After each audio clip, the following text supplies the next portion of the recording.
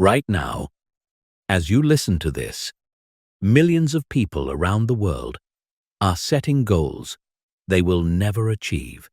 They're writing down their dreams, making vision boards, and telling themselves that this time will be different. But here's the brutal truth. 92% of them will fail. Not because they don't want it badly enough, not because they're lazy, but because they're using a fundamentally flawed approach that's been marketed to them as the secret to success. What if I told you that goals are actually the reason you're not succeeding? That the very thing you've been taught to rely on is sabotaging your progress and keeping you stuck in an endless cycle of motivation and disappointment? The most successful people in the world, the ones who seem to effortlessly achieve everything they want, they don't set goals. They build systems. This isn't just motivation. This is neuroscience. This is psychology. This is the difference between people who dream and people who dominate. By the end of this, you'll never think about achievement the same way again. You'll have the exact blueprint that separates the top 1% from everyone else who's still struggling with willpower and wondering why they can't stick to anything. Chapter 1. Why goals are actually sabotaging your success. Let me start with a story that will shatter everything you believe about goal setting. In 1979, Harvard Business School conducted a study on their MBA graduates. They asked a simple question: do you have clear written goals for your future? Only 3% had written goals, 13% had unwritten goals, and 84% had no goals at all. 10 years later, they followed up. The 13% with unwritten goals were earning twice as much as the 84% with no goals. But here's the kicker. The 3% with written goals were earning 10 times more than the other 97% combined. This study has been cited thousands of times as proof that goal setting works. There's just one problem. The study never happened. It's been completely debunked. But the fact that so many people believed it, shared it, and built their entire approach to success around it reveals something profound about our obsession with goals. We want to believe that success is as simple as writing down what we want and working toward it. But the reality is far more complex and far more problematic. Goals are not just ineffective, they're actively harmful to your long-term success. Here's why.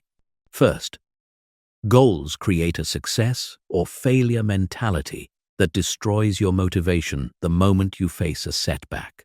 When you set a goal to lose 20 pounds and you gain 2 pounds 1 week, your brain interprets this as failure.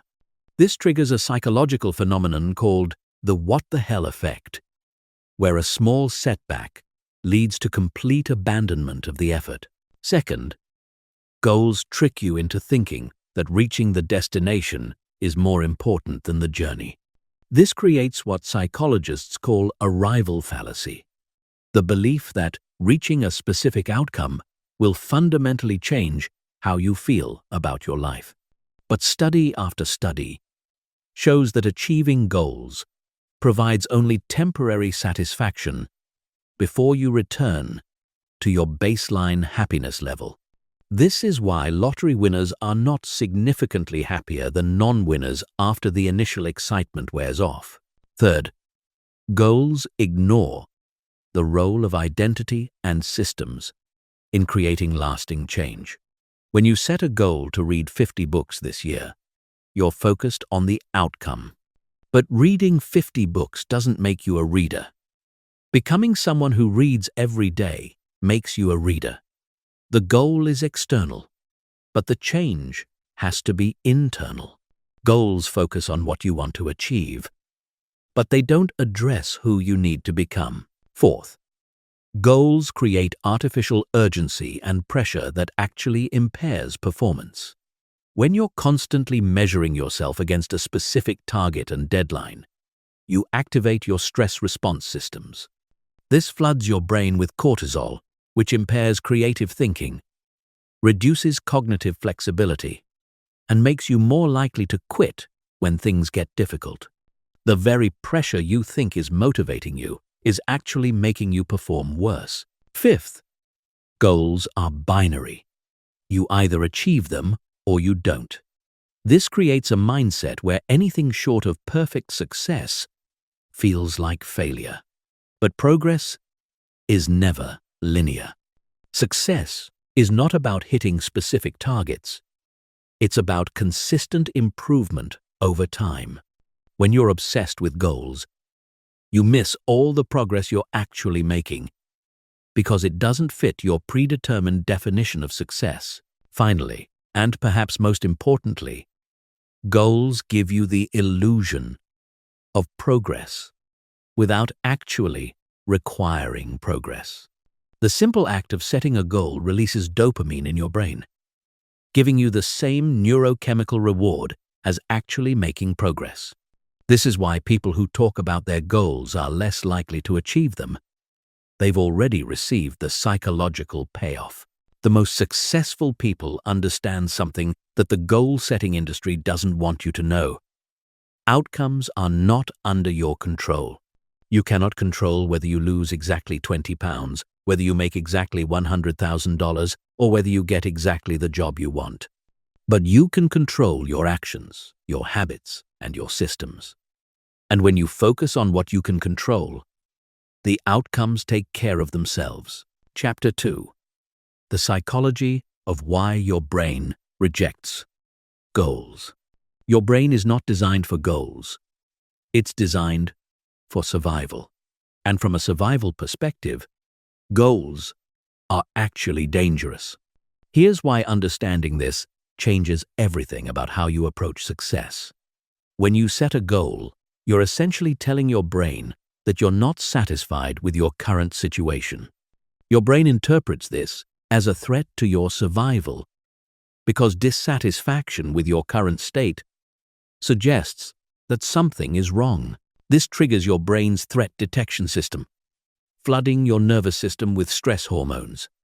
Your amygdala, the part of your brain responsible for fear responses, becomes hyperactive. This is why goal setting often feels overwhelming and why so many people experience anxiety when they think about their big goals. You're not broken.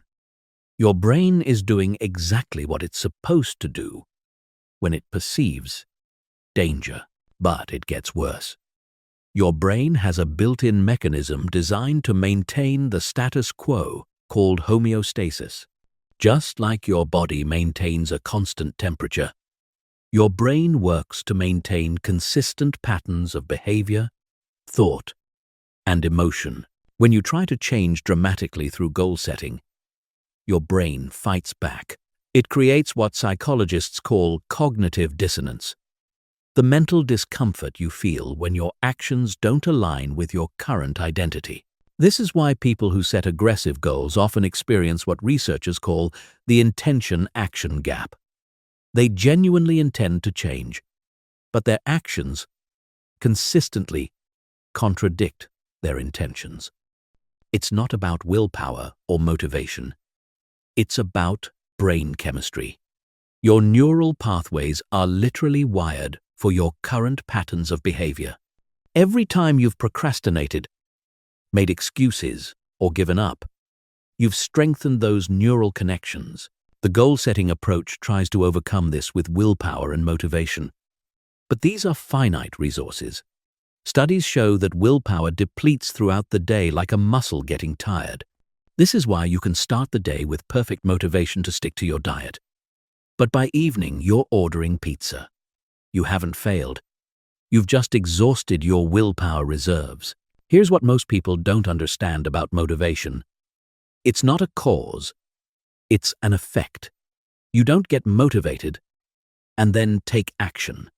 You take action and then feel motivated.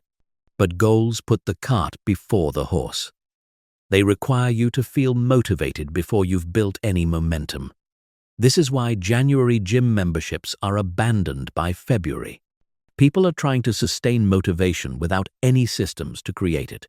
Your brain also has a negativity bias. It's designed to pay more attention to threats than opportunities. When you set a big goal, your brain doesn't focus on the potential benefits. It focuses on everything that could go wrong. This is why goal setting often increases anxiety rather than excitement. Your brain is running worst-case scenarios on repeat. But there's something even more insidious happening. Goals activate what psychologists call the focusing illusion, the tendency to overestimate the impact of any single factor on your overall well-being. When you set a goal to make a certain amount of money, your brain convinces you that achieving this goal will solve all your problems and make you permanently happy. But research consistently shows that specific achievements have much less impact on long-term satisfaction than we predict. This creates a cycle where achieving goals leads to disappointment rather than fulfillment. You work hard to hit your target. You achieve it. You feel good for a brief moment. And then you realize that nothing fundamental has changed about your life. So you set bigger goals, thinking that the next achievement will be the one that finally makes you happy. But you're chasing a neurochemical impossibility. Your brain is also terrible at predicting future motivation and circumstances. When you set a goal in a moment of high motivation, you're essentially making commitments for your future self based on how you feel right now. But your future self will face different circumstances, different energy levels, different stresses, and different priorities. This is why goals feel exciting when you set them but become burdens over time. The research on goal setting reveals another troubling pattern. It actually reduces intrinsic motivation. When you attach external outcomes to activities you naturally enjoy, you transform pleasure into pressure. Studies show that when people are given external goals for activities they already find rewarding, they enjoy those activities less and are more likely to quit when the external motivation is removed. Understanding the psychology behind why your brain rejects goals isn't about giving up on improvement. It's about working with your brain instead of against it. The most successful people have learned to bypass these psychological traps by focusing on systems instead of outcomes. They understand that lasting change happens at the identity level, not the behavior level. Chapter 3. The neuroscience of systems versus goals. The difference between systems and goals isn't just philosophical. It's neurological. When you understand what's happening in your brain when you focus on systems versus goals, you'll never question why this approach is so much more effective. The science is overwhelming, and it explains why some people seem to effortlessly maintain positive habits while others struggle with willpower and motivation. Let's start with neuroplasticity, your brain's ability to reorganize itself by forming new neural connections. Every time you repeat a behavior, you strengthen the neural pathway associated with that behavior. This is why habits become automatic. The neural pathway becomes so strong that the behavior requires virtually no conscious effort. But here's the crucial difference. Goals focus on the destination, which doesn't build neural pathways. Systems focus on repetition, which literally rewires your brain. When you set a goal to run a marathon, you're not building any neural pathways related to running. You're building neural pathways related to outcome, attachment, and result measurement. But when you commit to a system of running every morning, you're building neural pathways related to the identity of being a runner. Every single day, you're reinforcing the neural networks that make running feel natural and automatic. The prefrontal cortex, responsible for executive function and decision-making, has limited capacity. This is why willpower feels finite. Because it is. When you rely on goals, you're constantly taxing this part of your brain by requiring conscious decisions about whether to take action. Should I go to the gym today? Should I skip this meal? Should I work on my project? Each decision depletes your mental resources. But systems bypass this limitation by leveraging the basal ganglia, the part of your brain responsible for automatic behaviors and habits. When you build systems, behaviors become unconscious. You don't have to decide whether to brush your teeth. You just do it automatically. The same thing happens with any behavior you systematize. The basal ganglia takes over, freeing your prefrontal cortex for more important decisions. Dopamine, your brain's reward chemical, responds differently to systems versus goals. Goals create what neuroscientists call reward prediction error. Your brain releases dopamine when you anticipate achieving the goal, but then experiences a dopamine crash when you actually achieve it or when progress stalls. This is why achieving goals often feels anticlimactic and why people experience the post-achievement blues. Systems create a different dopamine pattern. Instead of one large spike followed by a crash, systems create consistent small releases of dopamine each time you complete your systematic behaviors. This creates sustainable motivation because you're getting regular neurochemical rewards for the process, not just the outcome. Your brain starts to crave the system itself, not just what the system might produce. The anterior cingulate cortex, responsible for conflict monitoring, becomes hyperactive when there's misalignment between your actions and identity. When you set a goal to become wealthy but your daily actions reflect someone who's financially irresponsible, this creates cognitive dissonance that your brain experiences as psychological pain. This is why goal setting often feels stressful and why people abandon their goals. They're fighting against their own identity. Systems work by gradually shifting identity at the neural level. Instead of trying to force behavior change through willpower, systems create evidence that you are becoming the type of person who naturally engages in those behaviors. Each time you complete your systematic action, you're literally proving to your brain that you are someone who does this thing. The anterior cingulate cortex relaxes because there's no longer conflict between your identity and your actions. Mirror neurons, the brain cells responsible for observational learning and imitation, respond more strongly to consistent patterns than to sporadic, intense efforts. When you build systems, you're essentially training your mirror neurons to recognize and reinforce patterns of excellence. Your brain starts to see systematic behavior as normal and natural, making it easier to maintain long-term. The hippocampus, responsible for memory formation, consolidates experiences differently based on whether they're goal-oriented or system-oriented. Goal-oriented experiences are stored as discrete events. I achieved this outcome on this date. System-oriented experiences are stored as patterns and identities. I am the type of person who does this consistently. This difference in memory encoding affects how you see yourself and how you approach future challenges. Stress hormones like cortisol have completely different effects on systems versus goals. Goals activate your sympathetic nervous system because they create pressure and urgency.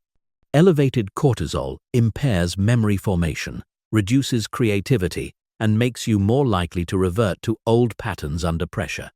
Systems activate your parasympathetic nervous system because they feel safe and predictable. This creates the optimal brain state for learning, growth, and sustainable behavior change. The reticular activating system, your brain's filtering mechanism, focuses on whatever you pay attention to consistently.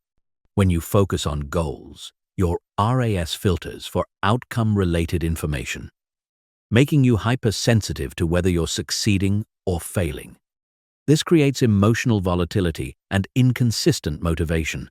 When you focus on systems, your RAS filters for opportunities to execute your systems, making you more likely to notice and take advantage of small opportunities for progress. Understanding this, neuroscience isn't academic, it's practical. When you align your approach to change with how your brain actually works, everything becomes easier. You're no longer fighting against your own neurology. You're leveraging it. Chapter 4. The 4 pillars of unstoppable systems. Every system that creates lasting transformation is built on 4 fundamental pillars. Master these pillars, and you can systematize any outcome you want in life. Miss any one of them, and your system will collapse under pressure. These aren't theories. These are the principles that separate people who talk about change from people who actually transform their lives. The first pillar is identity alignment. Most people try to change their behavior without changing their identity. But this is backwards. Behavior change that conflicts with identity is temporary at best. If you see yourself as someone who's bad with money, you might stick to a budget for a few weeks, but eventually you'll revert to financial behaviors that align with your identity. The system approach works by gradually shifting identity through consistent evidence. Here's how identity alignment works in practice. Instead of setting a goal to save $10,000, you build a system around becoming the type of person who values financial security. Every time you choose to save money instead of spending it, you're not just moving toward a financial target, you're proving to yourself that you are someone who makes smart financial decisions. The behavior reinforces the identity, and the identity makes the behavior feel natural. Identity alignment requires what I call micro-identities, small, specific ways of seeing yourself that support your larger transformation. Instead of trying to become a completely different person overnight, you adopt specific identity statements that feel slightly challenging but believable. I am someone who moves my body every day. I am someone who invests in my education. I am someone who keeps commitments to myself. Each systematic action becomes evidence for these micro-identities. The second pillar is environmental design. Your environment is more powerful than your willpower. If you have to rely on self-control to execute your system is poorly designed. The most effective systems make good behavior automatic and bad behavior difficult. This isn't about perfection. It's about tilting the odds in your favor so that following your system becomes the path of least resistance. Environmental design has 3 components: removal, addition, and restructuring. Removal means eliminating cues that trigger unwanted behaviors. If you want to eat healthier, you remove junk food from your house. If you want to be more productive, you remove social media apps from your phone. Addition means introducing cues that trigger desired behaviors. If you want to read more, you place books in every room. If you want to exercise, you lay out your workout clothes the night before. Restructuring means changing the context in which behaviors occur. If you want to write every morning, you restructure your morning routine to include a specific time and place for writing. If you want to improve your relationships, you restructure your schedule to include regular one-on-one time with important people. The key is making your desired behaviors inevitable by designing an environment that supports them. The third pillar is systematic progression. Most people either try to change everything at once, or they make changes so small that they don't create momentum. Systematic progression means starting with behaviors that are challenging enough to create confidence, but easy enough to maintain consistency. You build momentum through success, not through suffering. The progression should follow what I call the competence curve. You start with actions that are 90% likely to succeed consistently. This builds confidence and establishes the neural pathways associated with your system.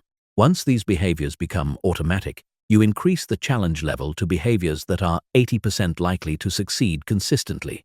You continue this progression until you're operating at a level that seemed impossible when you started. Systematic progression also means designing feedback loops that provide regular information about your progress. But instead of measuring outcomes, you measure process compliance. How consistently are you executing your systematic behaviors? This keeps you focused on what you can control and provides positive reinforcement for the actions that create long-term results. The fourth pillar is resilience protocols. Every system will face disruption, travel, illness, work stress, family emergencies. The difference between systems that survive and systems that collapse is not the absence of disruption, but the presence of protocols for handling disruption. Resilience protocols are predetermined responses to the situations that typically derail progress. Minimum viable systems are the foundation of resilience protocols. These are simplified versions of your regular systems that you can execute even when circumstances are challenging. If your normal exercise system involves an hour at the gym, your minimum viable system might be 10 minutes of bodyweight exercises in your hotel room. The key is maintaining some version of your systematic behavior, even when you can't execute the full version. Recovery protocols are equally important. When you inevitably miss a day or break your system, you need a predetermined plan for getting back on track. Most people treat any deviation from their system as total failure, but resilient systems expect and account for human imperfection. The protocol is simple. When you miss one day, you immediately execute your system the next day. No guilt, no self-punishment, no starting over, just immediate re-engagement. The combination of these four pillars creates what I call systematic inevitability, a situation where positive outcomes become inevitable because the underlying systems are designed for long-term sustainability.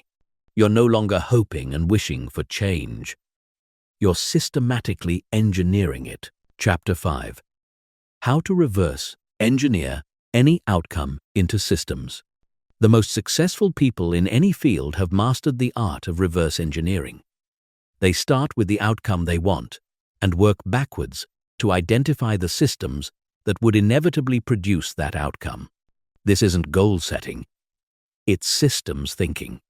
The difference is that instead of focusing on the destination, you're designing the journey that makes the destination inevitable.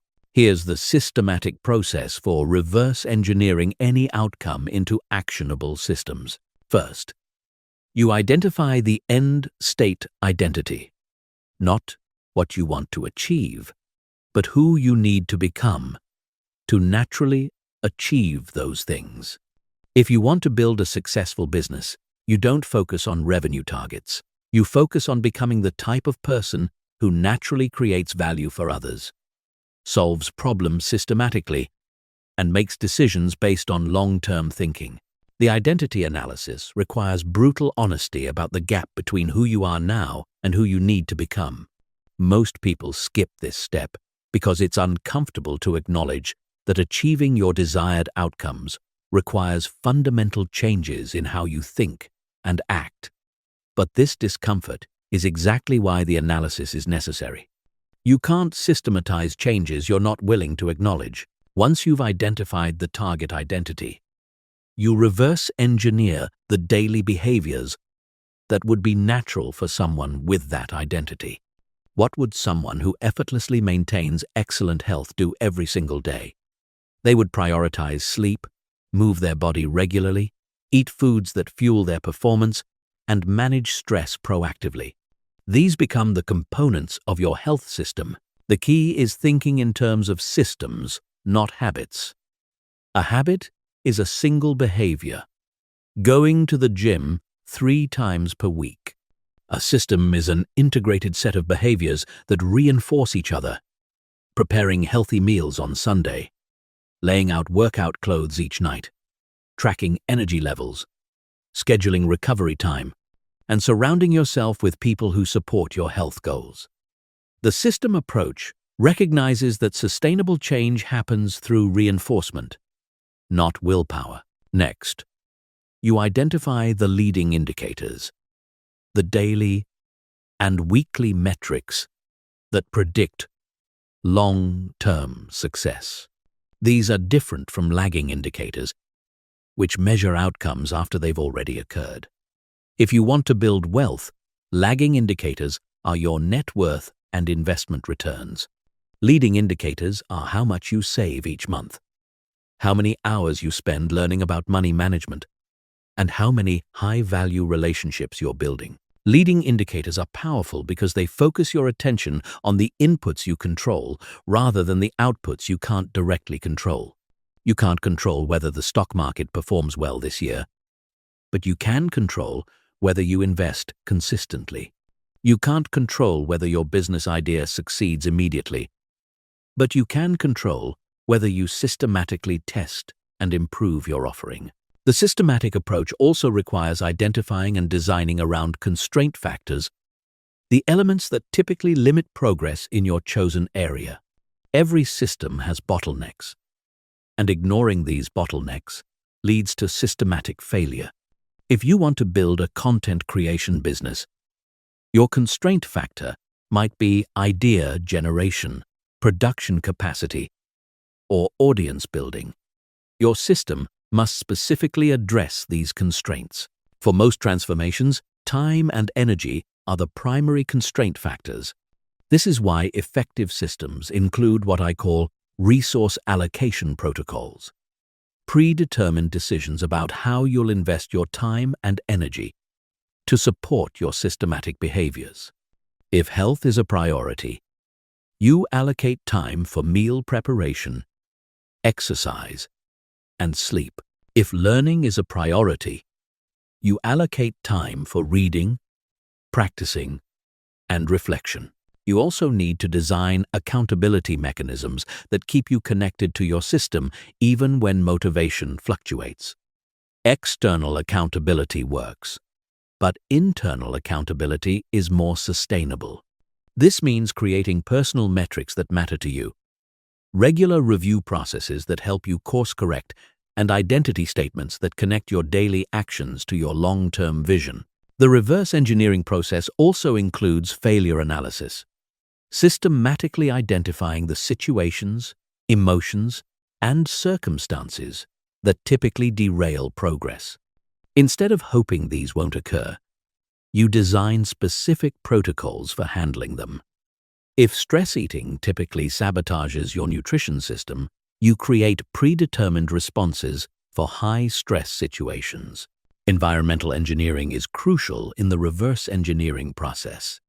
You identify the physical and social environments that would naturally support your target behaviors and systematically create those environments.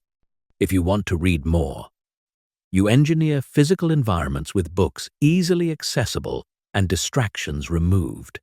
If you want to build deeper relationships, you engineer social environments that prioritize meaningful connection over superficial interaction. Finally, you design progressive complexity into your systems. You don't try to implement the full system immediately. You start with the minimum viable version that establishes the pattern. Then, systematically add complexity as the foundational behaviors become automatic. This prevents the overwhelm that kills most change efforts, while ensuring consistent progress toward your desired outcomes. The reverse engineering approach transforms vague desires into concrete action plans. Instead of hoping for change, you're systematically engineering it through daily behaviors that align with your target identity and naturally produce your desired outcomes. Chapter 6. Identity-Based Systems. Becoming the person who already has what you want. The most powerful secret that separates people who permanently transform their lives from those who constantly struggle with willpower is this: they don't try to change their behavior, they change their identity. And once your identity shifts, the behaviors become automatic. This isn't positive thinking or visualization. This is strategic identity engineering. And it's the difference between forcing yourself to do things and becoming someone who naturally does those things. Here's what most people get wrong about identity. They think identity is fixed, that you are who you are, based on your past experiences, your personality, or your genetics. But identity is actually fluid. It's constructed through the stories you tell yourself about who you are. And those stories are based on evidence. Every action you take is a vote for the type of person you want to become. The problem is that most people are unconsciously voting for identities that don't serve them. When you repeatedly procrastinate, you're voting for the identity of being someone who struggles with follow-through. When you consistently make excuses, you're voting for the identity of being someone who avoids responsibility. When you regularly break commitments to yourself, you're voting for the identity of being someone whose word doesn't matter. These votes add up, and eventually your brain accepts this as your identity. But here's the breakthrough. You can strategically engineer your identity by being intentional about the votes you cast. Every systematic behavior becomes evidence for the identity you want to develop. When you stick to your morning routine, you're voting for the identity of being someone who is disciplined and reliable. When you choose to read instead of scrolling social media, you're voting for the identity of being someone who values growth over entertainment. When you follow through on commitments to yourself, you're voting for the identity of being someone whose word is valuable. The identity-based approach starts with what I call identity design, clearly defining who you need to become to naturally achieve your desired outcomes. This isn't about creating a fake version of yourself. It's about identifying the authentic version of yourself that would effortlessly maintain the behaviors that create success. If you want excellent health, you design the identity of someone who naturally prioritizes their physical well-being. If you want financial freedom, you design the identity of someone who naturally makes smart financial decisions. But identity design must be believable. You can't go from seeing yourself as lazy to suddenly adopting the identity of being the most disciplined person in the world. Your brain will reject this as incongruent with your self-concept. Instead, you develop what I call bridge identities, slightly upgraded versions of yourself that feel challenging but achievable. If you currently see yourself as someone who struggles with consistency, your bridge identity might be someone who is becoming more reliable. If you see yourself as financially irresponsible, your bridge identity might be someone who is learning to make smarter money decisions. The key to successful identity shifting is starting with micro-identities, small, specific aspects of your larger identity that you can prove through daily actions. Instead of trying to become a completely different person, you focus on becoming someone who does one specific thing consistently. I am someone who exercises every Monday, Wednesday, and Friday. I am someone who reads for 20 minutes before bed. I am someone who saves 10% of every paycheck. These micro-identities feel manageable, but they create the foundation for larger identity shifts. Each time you execute a systematic behavior, you're creating what psychologists call behavioral evidence, proof that supports your desired identity. Your brain is constantly looking for evidence to confirm its beliefs about who you are. When you consistently provide evidence for positive identities, your brain starts to accept these as true. The beautiful thing about behavioral evidence is that it's objective. You can't argue with your own actions.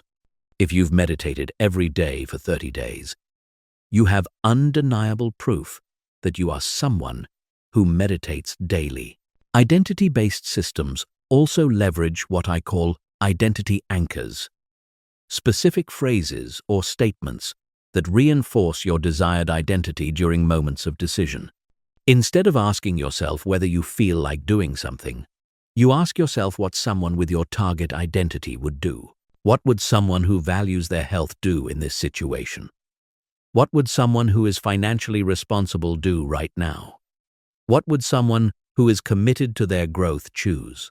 These questions bypass motivation and emotion, connecting your decisions directly to your identity. The compound effect of identity-based thinking is extraordinary. When your behavior aligns with your identity, decision-making becomes effortless. You don't have to motivate yourself to exercise because you are someone who exercises. You don't have to force yourself to save money because you are someone who values financial security. You don't have to struggle with learning because you are someone who is committed to growth. The behavior flows naturally from the identity, but identity shifts require what I call identity maintenance. Regularly reinforcing your new identity through both actions and internal dialogue. This means celebrating evidence that supports your desired identity and reframing setbacks as temporary deviations rather than identity failures. If you miss a workout, you don't conclude that you're lazy. You remind yourself that you are someone who exercises regularly. And this was just one missed session. The identity remains intact, making it easier to get back on track. Identity-based systems also create what psychologists call identity protection motivation. Once you've established a positive identity, your brain becomes motivated to protect that identity. You start making decisions not just based on immediate outcomes, but based on whether those decisions align with who you believe you are. This creates a powerful internal accountability system that doesn't rely on external motivation or willpower. The most successful people understand that sustainable change happens at the identity level, not the behavior level. They don't try to force themselves to do things that conflict with their self-concept. They strategically shift their self-concept so that successful behaviors become natural expressions of who they are. This is why their success seems effortless. They're not fighting against their identity. They're leveraging it. Chapter 7. Environmental Design. Engineering your space for automatic success. Your environment is silently shaping every decision you make. Right now, as you listen to this, your physical space is either supporting your success or sabotaging it. The most successful people understand something that average people ignore.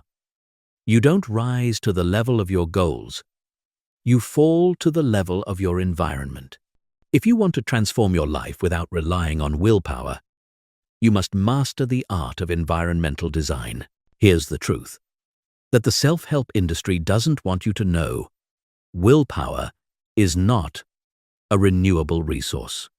Research consistently shows that decision fatigue depletes your mental energy throughout the day. Every time you have to choose between a good option and a bad option, you're using up cognitive resources that could be applied to more important decisions. But environmental design eliminates the need for these choices by making good decisions inevitable and bad decisions difficult or impossible.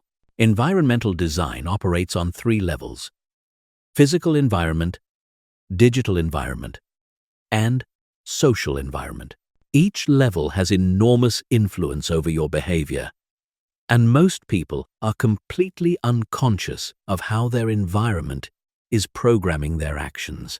When you become intentional about designing all 3 levels, you create what I call environmental inevitability, a situation where following your systems becomes the path of least resistance. Let's start with physical environment. Every object in your space is either a cue for positive behavior or negative behavior. If you want to read more but your book is in another room while your phone is next to your bed, you've designed your environment to prioritize phone usage over reading.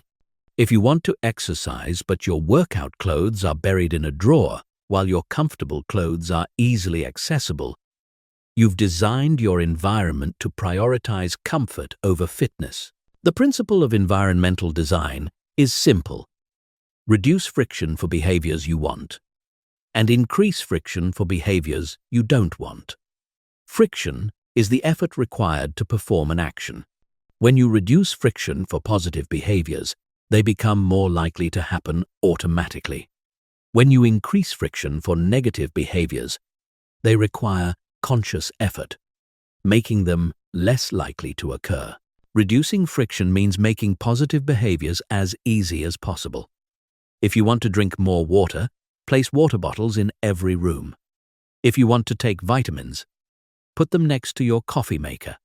If you want to practice guitar, leave your guitar in a visible, accessible location. If you want to eat healthier, prepare healthy snacks and place them at eye level in your refrigerator. The key is eliminating any barriers between intention and action. Increasing friction means making negative behaviors more difficult. If you want to reduce social media usage, delete apps from your phone and log out of accounts on your computer. If you want to eat less junk food, don't buy it or store it in hard-to-reach places. If you want to reduce television watching, unplug the TV and put the remote in another room. If you want to stop hitting snooze, place your alarm across the room. The goal is not to make these behaviors impossible, but to require conscious effort. Digital environment design is increasingly critical in our technology-saturated world. Your devices are programmed by some of the smartest minds in the world to capture and hold your attention. If you're not intentional about your digital environment, these platforms will hijack your focus and direct it toward their priorities rather than yours. But when you design your digital environment strategically, technology becomes a tool for achieving your systems rather than a distraction from them. Digital environment design starts with audit and elimination. Go through every app on your phone and ask yourself, does this support my systems or distract from them? Delete or remove access to apps that consistently pull you away from your priorities. Use website blockers, app timers, and digital well-being tools to create friction around time-wasting activities. Set up your devices so that the first thing you see when you open them supports your goals rather than distracts from them. But digital environment design isn't just about restriction, it's also about optimization. Use technology to automate positive behaviors and create reminders for systematic actions. Set up automatic transfers to savings accounts. Use habit tracking apps to monitor your system compliance. Create calendar blocks for important activities. Set up email filters that prioritize important messages and reduce noise. Configure your devices to deliver information and opportunities that support your systems. Social environment is perhaps the most powerful and most overlooked aspect of environmental design. Jim Rohn famously said that you become the average of the 5 people you spend the most time with. But the influence of social environment goes far beyond just your closest relationships.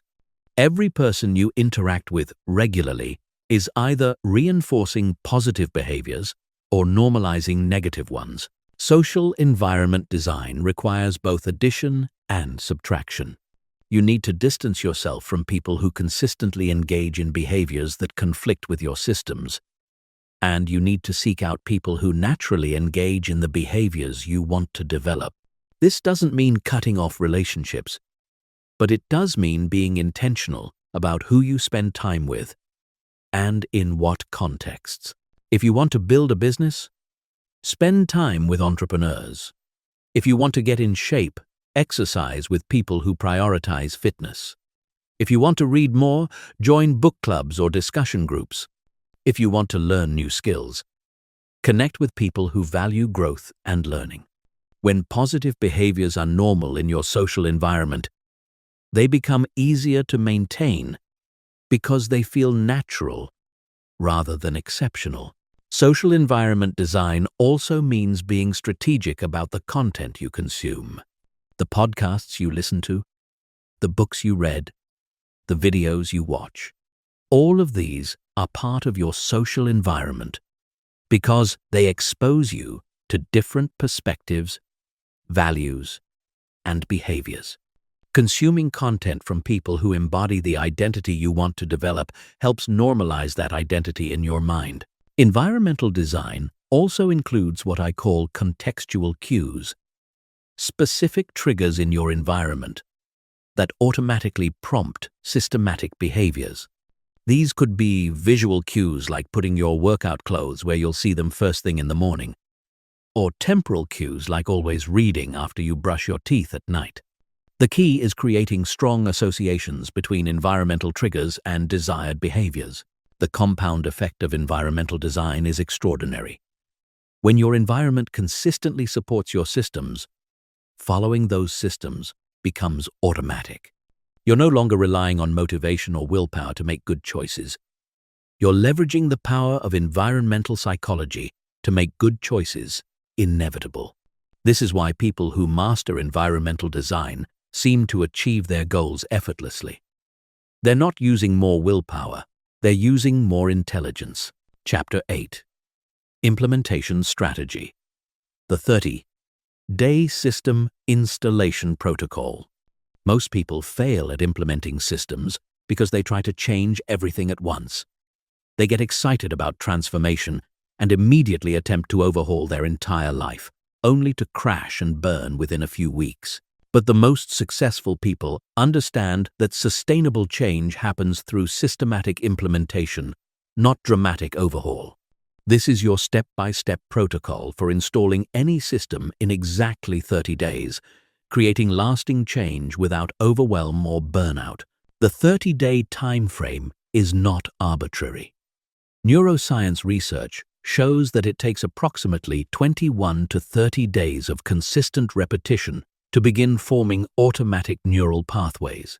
But more importantly, 30 days is long enough to create real momentum without feeling so long that you lose focus or motivation. It's the perfect balance between challenging yourself and setting yourself up for success.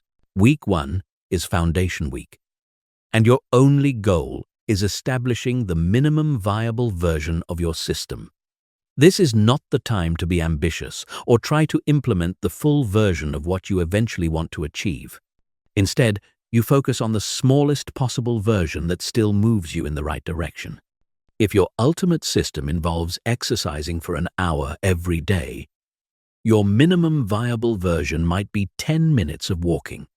If you want to eventually read for 2 hours daily, start with 10 pages. The reason for starting small is psychological, not practical. Your brain judges new behaviors based on how they feel, not how they look. A 10-minute walk that feels easy and achievable creates positive associations with exercise. An hour-long workout that feels overwhelming creates negative associations that make you less likely to continue. During Foundation Week, you're not trying to get dramatic results. You're trying to prove to your brain that this new behavior is safe, manageable, and positive. Foundation Week also involves what I call implementation triggers, specific cues that will prompt your systematic behavior. The most effective triggers are actions you already do consistently. If you want to implement a reading system, you might trigger it immediately after your morning coffee. If you want to implement an exercise system, you might trigger it immediately after you wake up. The key is choosing triggers that are already automatic, so you don't have to remember to remember. Week 2 is Consistency Week, where your focus shifts from establishing the behavior to proving you can maintain it. This is often where people encounter the first major challenge. The novelty has worn off, but the behavior hasn't become automatic yet. During Consistency Week, your only goal is executing your minimum viable system every single day, regardless of how you feel or what else is happening in your life. Consistency Week often involves what I call the implementation dip, a period where motivation decreases and the new behavior feels more difficult. This is completely normal and expected. Your brain is testing whether this new pattern is going to become permanent or whether it's just a temporary change. The key is understanding that feeling less motivated during Week 2 doesn't mean you're failing. It means you're right on track. To navigate Consistency Week successfully, you need predetermined responses to the obstacles that typically derail progress. What will you do if you're traveling? What will you do if you're sick? What will you do if you're stressed or busy? Having specific protocols for these situations prevents you from using them as excuses to break your system.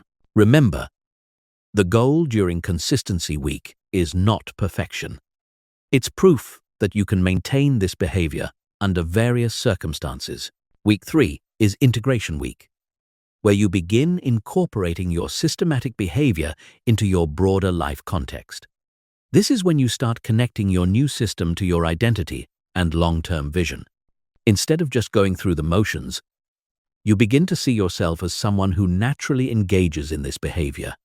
You start identifying with the identity that the system supports. Integration Week is also when you can begin to slightly increase the complexity or duration of your system, but only if the minimum viable version has become truly automatic. The test is simple. Does executing your system require conscious effort and decision-making, or has it become as automatic as brushing your teeth? If it still requires effort, continue with the minimum viable version. If it feels automatic, you can carefully expand it. Week 4 is Optimization Week, where you refine and improve your system based on what you've learned from the first 3 weeks. What aspects of the system work well? What aspects create friction or resistance? How can you modify the system to be more effective, enjoyable, or sustainable? Optimization Week is about making good systems great, not about making dramatic changes.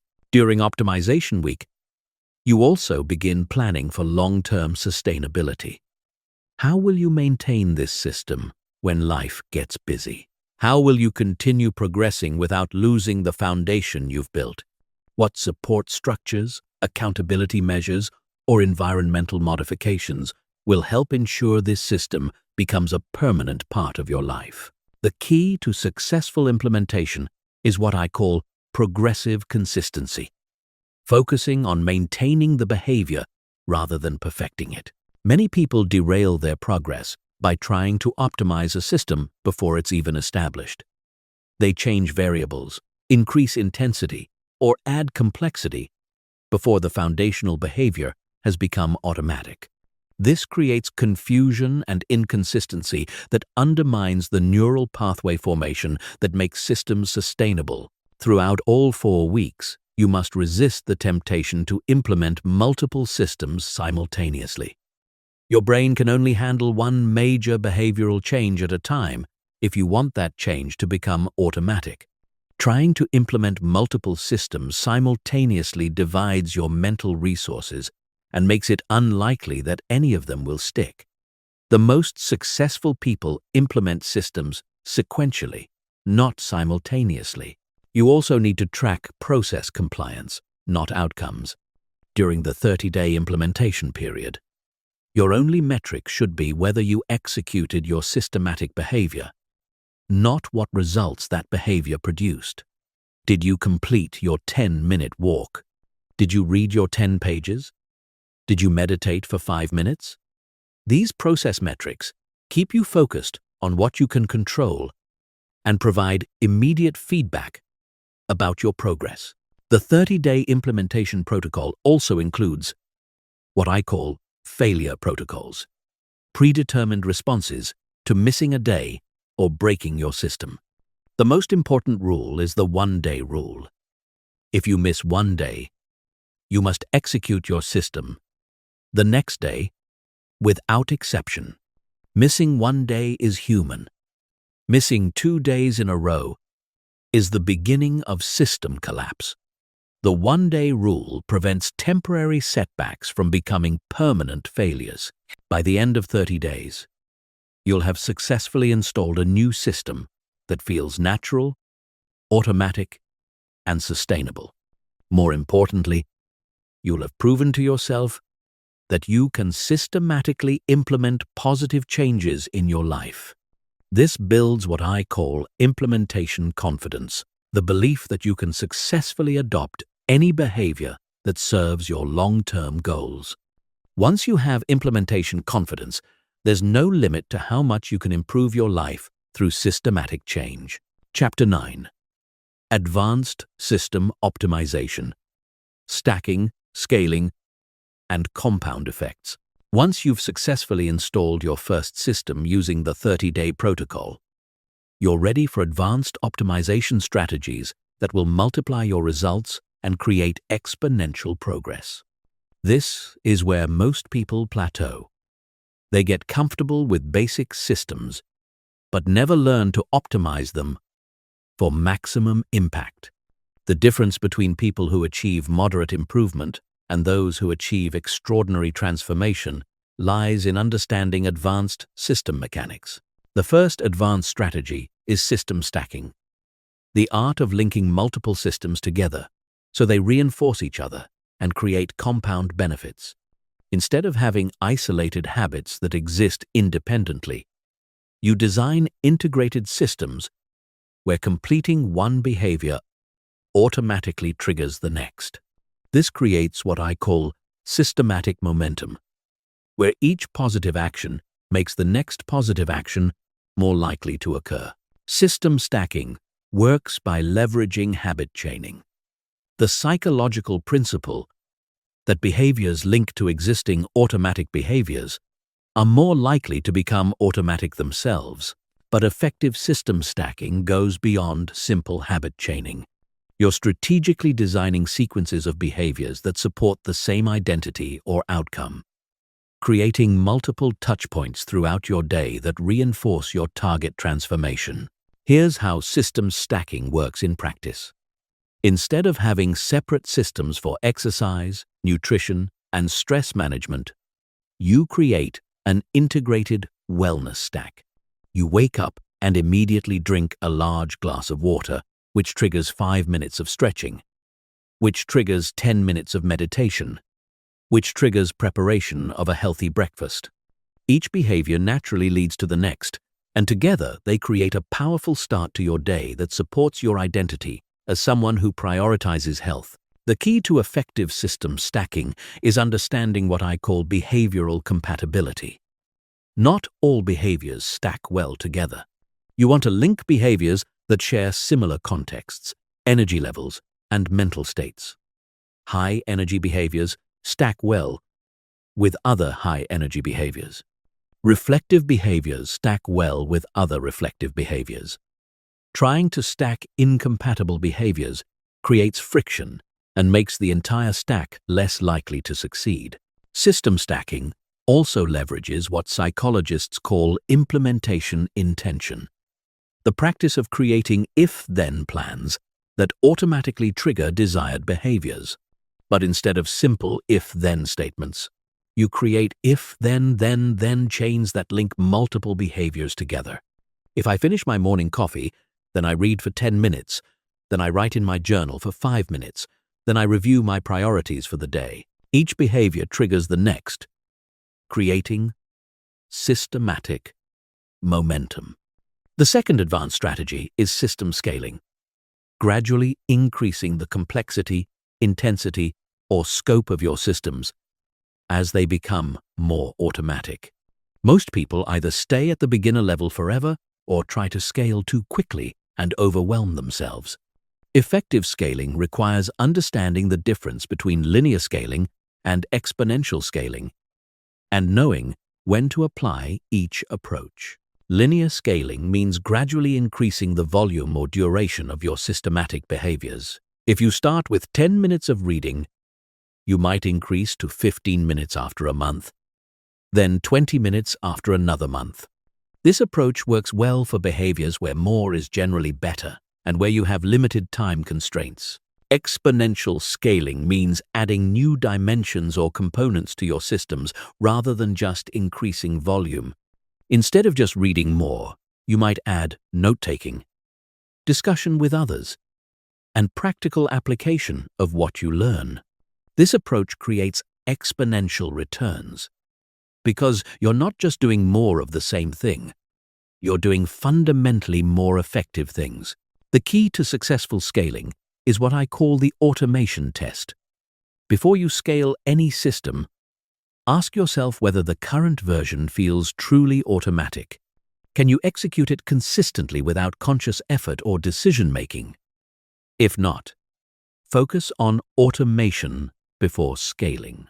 Many people destroy good systems by scaling prematurely, before the foundational behaviors have become genuinely automatic.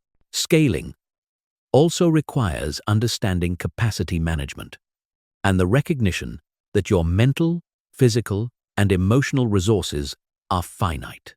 Adding complexity to one system may require reducing complexity in another.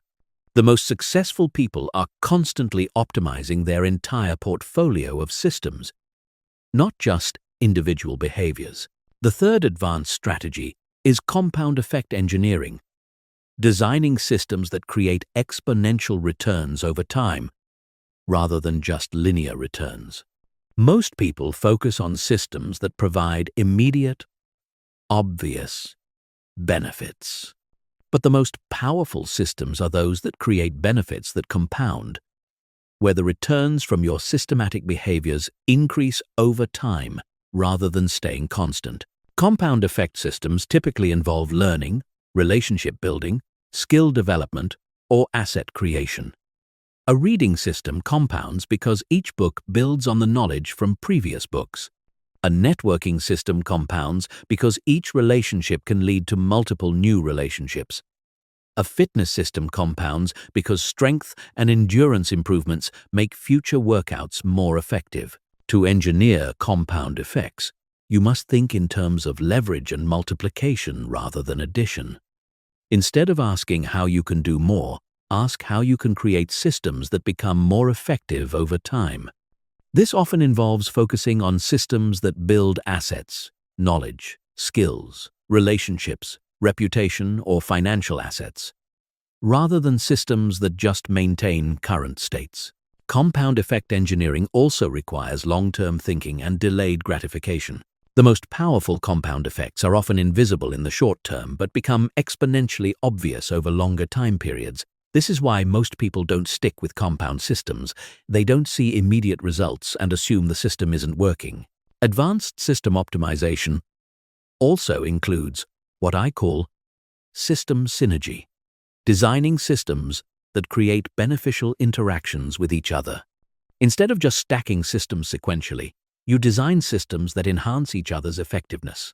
A learning system enhances a career system by making you more valuable.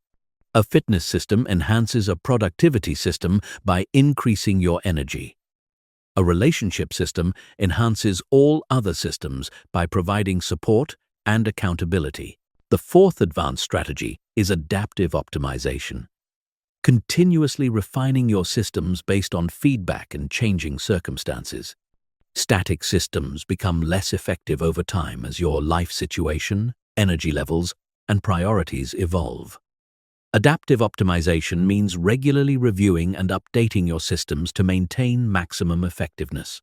Adaptive optimization involves three types of adjustments: efficiency improvements, effectiveness improvements, and environmental adaptations.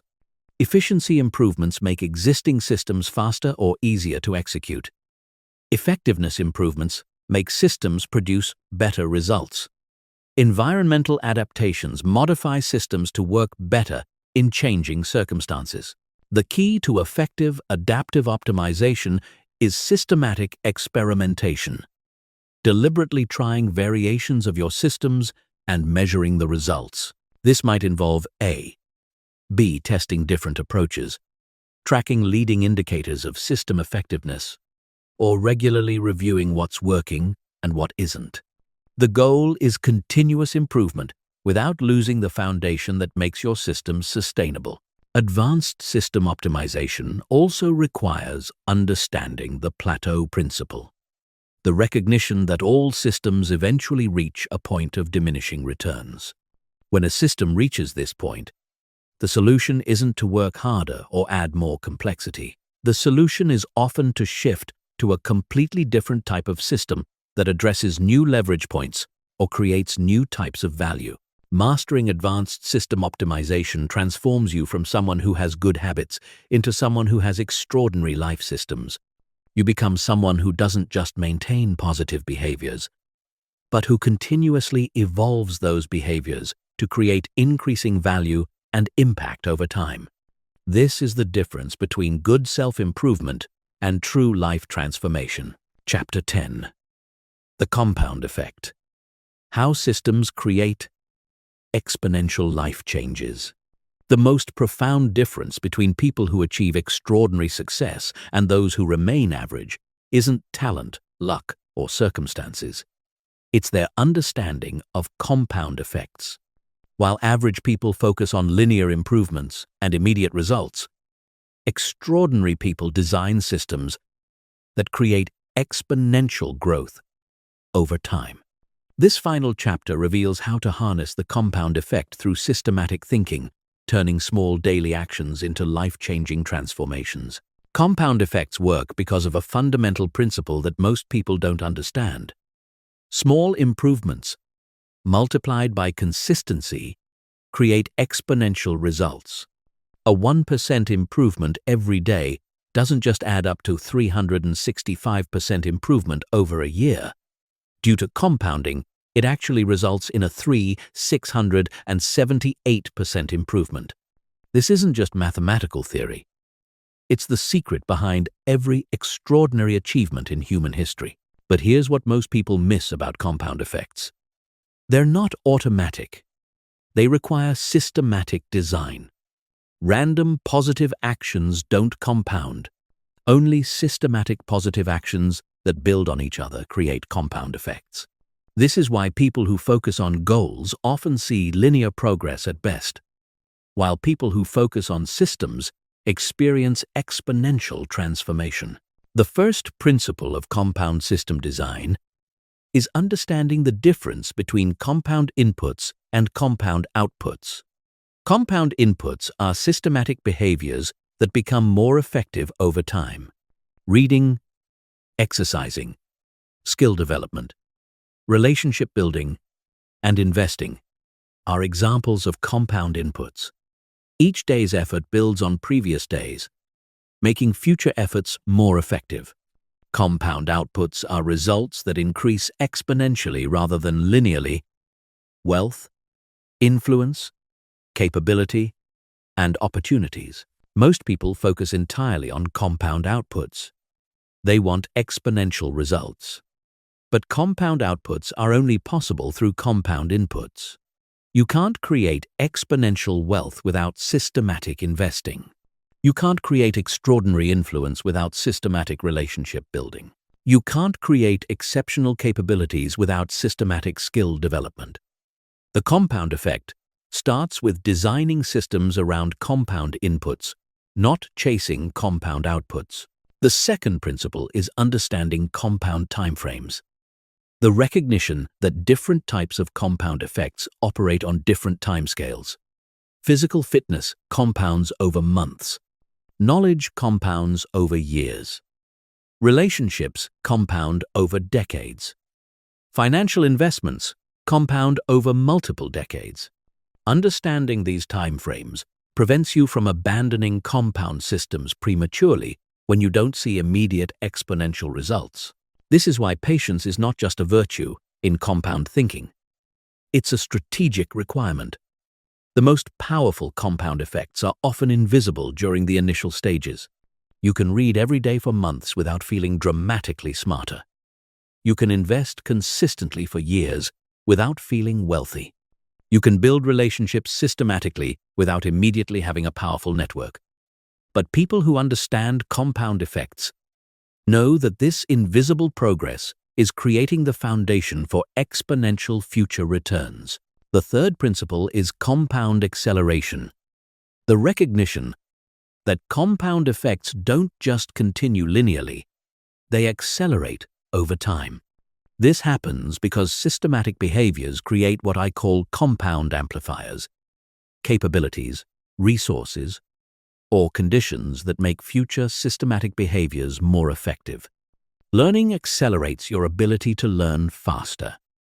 Physical fitness accelerates your ability to become more fit. Wealth accelerates your ability to create more wealth. Network effects accelerate your ability to build bigger networks. Compound acceleration is why successful people often seem to achieve more and more with less and less effort over time. They're not working harder. They're leveraging the compound amplifiers they've built through years of systematic behavior. This is why focusing on long-term systems instead of short-term goals is so crucial. Every systematic behavior is either building compound amplifiers or neglecting them. The fourth principle is compound integration. Designing systems that create compound effects across multiple areas of your life simultaneously. Instead of having isolated systems that only affect single areas, you create integrated systems that improve multiple aspects of your life at once.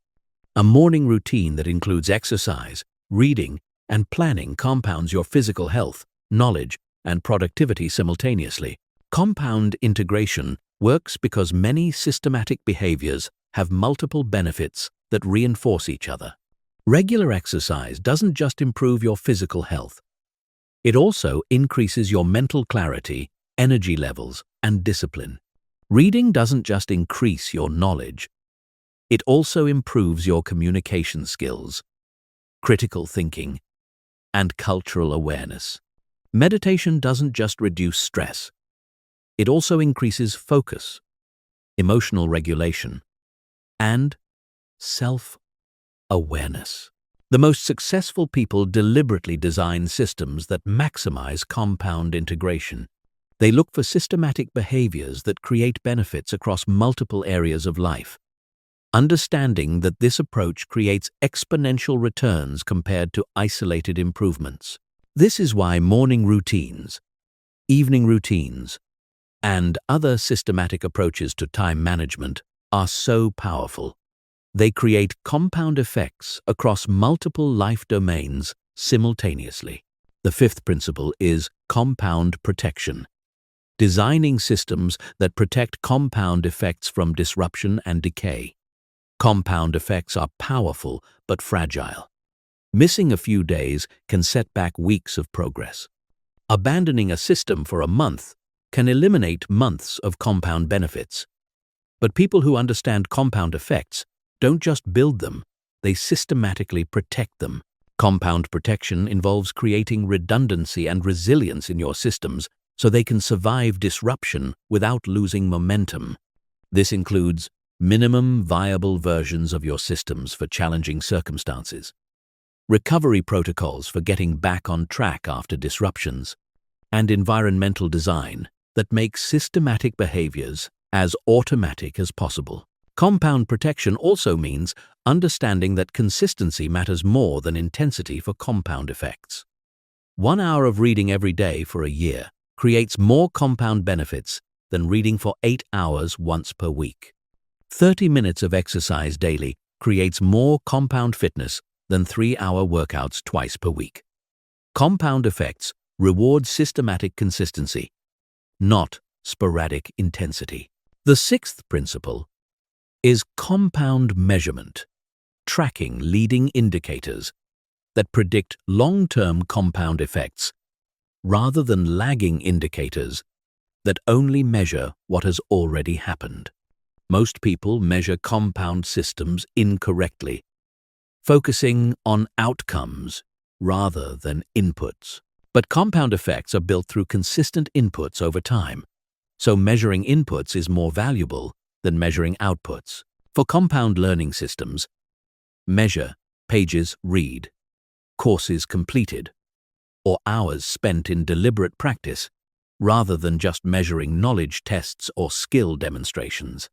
For compound fitness systems, measure workouts completed, consistency percentages, and progressive overload, rather than just measuring weight or appearance changes. For compound wealth systems, measure savings rates, investment contributions, and learning activities, rather than just measuring net worth. Compound measurement also involves understanding leading versus lagging indicators over different timeframes. Daily actions are leading indicators for weekly results. Weekly results are leading indicators for monthly results. Monthly results are leading indicators for yearly results. This hierarchy helps you understand which metrics to focus on for different planning horizons. The ultimate goal of understanding compound effects is to create what I call compound life design, a systematic approach to living where every major area of your life is governed by systems that create exponential improvements over time. This means your health system compounds your physical capabilities. Your learning system compounds your knowledge and skills. Your relationship system compounds your social capital. And your financial system compounds your economic resources.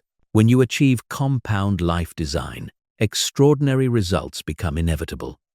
You're not trying to force dramatic changes through willpower and motivation. You're leveraging the mathematical certainty of compound effects to create exponential improvements across every area of your life. This is why people who master systems thinking seem to achieve impossible results with apparent ease. They understand that compound effects make the impossible inevitable, but only for those who think systematically and act consistently over time. Chapter 11. Troubleshooting. Systems. What to do when everything falls apart. Even the best systems will face disruption. Life will throw curveballs, illness, travel, work stress, family emergencies, or simply losing motivation. The difference between people who maintain long-term success and those who constantly restart is not the absence of disruption, but their response to it. This chapter gives you the exact protocols for getting back on track when your systems break down, ensuring that temporary setbacks don't become permanent failures. The first principle of system troubleshooting is understanding the difference between system breakdown and system pause. System breakdown is when you abandon your systematic behaviors completely and revert to old patterns. System pause is when you temporarily reduce or modify your systems while maintaining some version of them. Most people treat every disruption as system breakdown, but successful people use system pause to navigate challenges while preserving their progress. System pause protocols start with minimum viable systems. Stripped-down versions of your regular systems that require minimal time, energy, or resources, but maintain the behavioral pattern. If your regular exercise system involves an hour at the gym, your minimum viable system might be 10 minutes of bodyweight exercises anywhere. If your reading system involves 30 minutes of focused study, your minimum viable system might be reading 1 page before bed. The key to effective minimum viable systems is identity preservation rather than outcome achievement. You're not trying to get the same results during disrupted periods. You're trying to maintain evidence that you are still someone who exercises, reads, meditates, or whatever your system involves. This prevents identity erosion, which is the real danger during challenging periods. Recovery protocols are equally important as prevention protocols. When you inevitably miss days or abandon your systems temporarily, you need predetermined responses that prevent small failures from becoming large ones. The most critical recovery protocol is the 24-hour rule. If you break your system, you must re-engage within 24 hours. Not next week, not next Monday, not after things calm down. Within 24 hours. The 24-hour rule works because it prevents the psychological momentum of failure from building. Missing 1 day creates a small crack in your identity. Missing 2 days in a row creates doubt. Missing a week creates the story that you're someone who doesn't stick to things. But re-engaging within 24 hours reinforces the story that you're someone who gets back on track quickly when life happens. Another crucial troubleshooting protocol is failure analysis.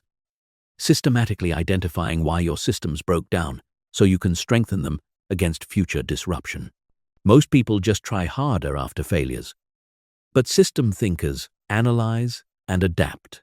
Was the system too complex for your current life situation? Did environmental changes make execution more difficult? Were you trying to maintain too many systems simultaneously? Did external stressors overwhelm your capacity? Environmental system failures are the most common and easiest to fix. Your gym closes, you travel to a location without your normal resources, your schedule changes dramatically. The solution is environmental adaptation protocols. Predetermined modifications to your systems based on common environmental changes. Business travelers who maintain fitness systems have hotel room workout routines.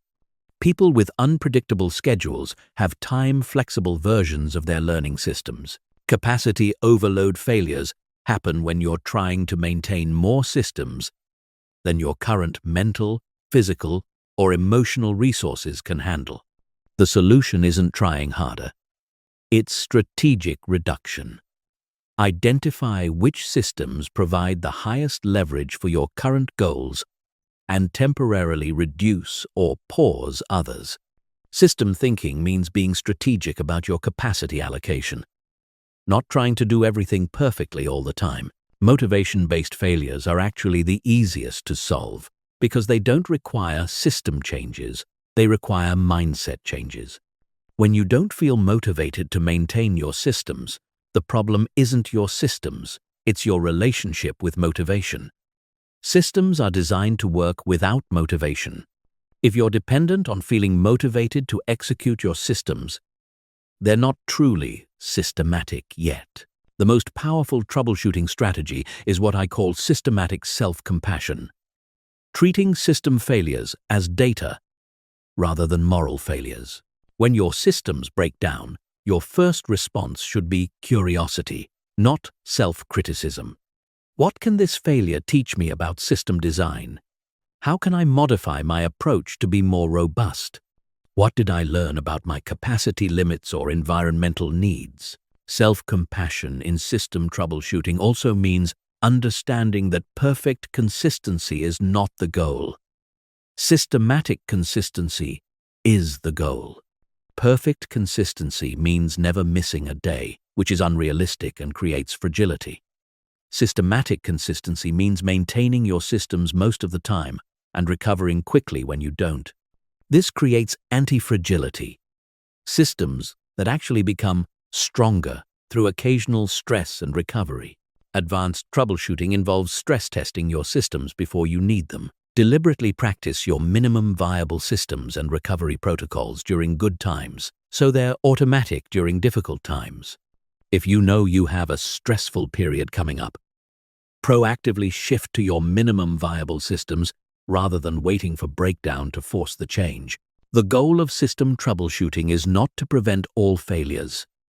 It's to make failures temporary and educational rather than permanent and defeating. When you master troubleshooting, you develop what I call system confidence, the deep knowledge that no matter what happens in your life, you can maintain the core behaviors that create long-term success. This confidence makes you anti-fragile in a world of constant change. Chapter 12. Advanced System Architecture. Building multi-domain life systems. Once you've mastered individual systems, you're ready for advanced system architecture, designing integrated life systems that create exponential results across multiple domains simultaneously. This is where the most successful people separate themselves from those who just have good habits. They don't manage isolated behaviors. They orchestrate comprehensive life systems that make excellence inevitable across every area that matters. Advanced system architecture starts with understanding domain interconnection, how success in one area of life naturally supports or undermines success in other areas. Physical health affects mental performance. Mental performance affects career success. Career success affects financial freedom. Financial freedom affects relationship quality. Relationship quality affects mental health. Everything is connected, and your systems should reflect these connections. The first principle of multi-domain architecture is leverage identification, finding systematic behaviors that create benefits across multiple life domains simultaneously. These high-leverage behaviors become the foundation of your system architecture because they provide exponential returns on your time and energy investment.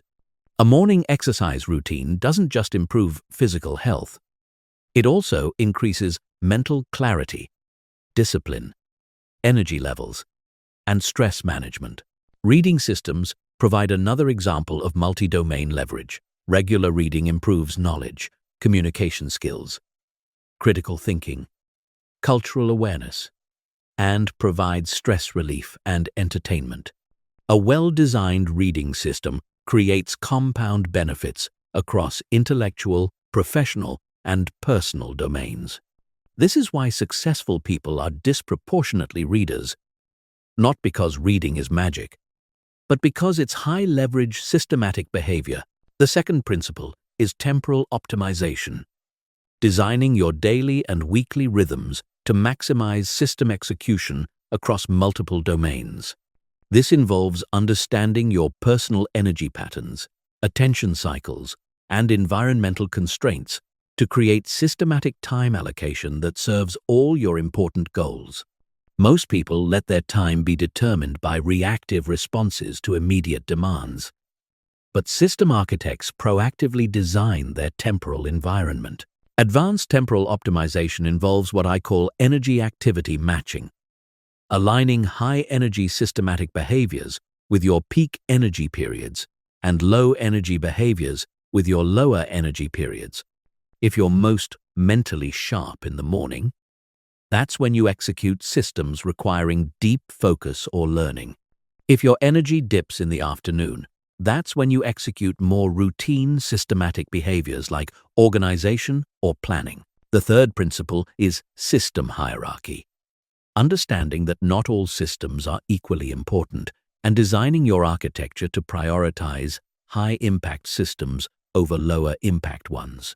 When life gets complicated and you can't maintain everything perfectly, you need clear priorities about which systems to protect and which systems to pause. This prevents the all-or-nothing thinking that destroys progress during challenging periods. System hierarchy also involves understanding dependencies. Which systems support other systems, and which systems can operate independently. Your sleep system supports every other system you have, making it a foundational priority. Your organization system supports your productivity system. Your learning system supports your career system. Understanding these dependencies helps you maintain the core systems that enable everything else. The fourth principle is systematic integration, designing explicit connections between your different systems so they reinforce each other rather than competing for time and attention. Integration might involve shared resources, shared timing, shared environments, or shared rewards. The goal is creating synergistic effects where the combination of systems produces better results than isolated systems would. One powerful integration strategy is system stacking across domains, TENT-PENTS, linking behaviors from different life areas into unified routines. Your morning routine might integrate physical health through exercise, mental health through meditation, intellectual growth through reading, and productivity through planning. Each behavior naturally leads to the next, and together they create comprehensive morning momentum across multiple life domains. Another integration strategy is reward system alignment, designing your reward structures so that maintaining one system naturally supports maintaining others. If you reward consistent exercise with high-quality workout gear, you're reinforcing both your fitness system and your personal standards system. If you reward consistent learning with attendance at conferences or events, you're reinforcing both your growth system and your network building system. The fifth principle is adaptive architecture, designing your multi-domain systems to evolve as your life circumstances, priorities, and capabilities change. Static system architecture becomes obsolete as you grow and as your external environment shifts. Adaptive architecture involves regular system reviews, deliberate experimentation with new approaches, and willingness to modify successful systems when they no longer serve your highest priorities. Adaptive architecture also involves anticipatory system design, building flexibility into your systems so they can handle predictable life changes without complete overhaul. If you know your career will involve travel, your exercise and nutrition systems should be designed to work in multiple environments. If you're planning to start a family, your learning and productivity systems should be designed to work with less time and more interruptions. The sixth principle is systematic measurement across domains, tracking leading indicators that help you understand how your different systems are performing individually and how they're interacting with each other. This goes beyond measuring individual habit compliance to understanding system-level effectiveness and domain-level progress. Advanced measurement involves understanding lag relationships between different domains, how improvements in one area affect other areas over different time periods. Fitness improvements might affect energy levels within weeks but affect confidence and attractiveness over months. Learning improvements might affect job performance over months but affect career opportunities over years. Understanding these relationships helps you maintain long-term perspective during periods when progress feels slow. The goal of advanced system architecture is creating what I call integrated life excellence, a situation where your systematic behaviors across all important life domains reinforce each other to create exponential results. When you achieve this level of system sophistication, extraordinary results across multiple areas of life become inevitable. Not because you're working harder, but because you're working systematically across everything that matters. Chapter 13. The Psychology of Long-Term Consistency. Never going backwards. The ability to maintain systems over years and decades, not just weeks and months, separates temporary improvers from permanent transformers. Long-term consistency requires understanding the psychological forces that either support or undermine systematic behavior over extended periods. This chapter reveals the mental models and strategies that ensure your systems become stronger over time rather than gradually degrading. The first psychological principle of long-term consistency is identity momentum. The recognition that each systematic behavior either reinforces or weakens your desired identity. Over long periods, these identity votes accumulate into powerful self-concept shifts that make certain behaviors feel natural and automatic. But identity momentum works in both directions. Consistent, systematic behavior creates positive identity momentum, while inconsistent behavior creates negative identity momentum. Understanding identity momentum means recognizing that you're never maintaining a neutral position. You're either becoming more of the person you want to be or less of that person. There is no standing still. This recognition creates urgency around consistency without creating pressure around perfection. You don't need to execute your systems perfectly, but you do need to execute them consistently enough to maintain positive identity momentum. The second principle is adaptation prevention, understanding how to maintain system effectiveness. As your brain adapts to systematic behaviors, just like your body adapts to exercise routines and requires progressive overload to continue improving, your brain adapts to behavioral patterns and may require variation to maintain engagement. But adaptation prevention in systems is different from adaptation prevention in training. You want to maintain the core behavior while varying the implementation details. Adaptation prevention strategies include systematic novelty introduction, regularly adding small variations to your systematic behaviors to maintain mental engagement without changing the core system. If your reading system becomes routine, you might vary the genres, formats, or environments while maintaining the daily reading behavior. If your exercise system becomes automatic, you might vary the activities or locations while maintaining the daily movement behavior. The third principle is compound motivation. Understanding that long-term consistency creates psychological rewards that become stronger over time rather than weaker.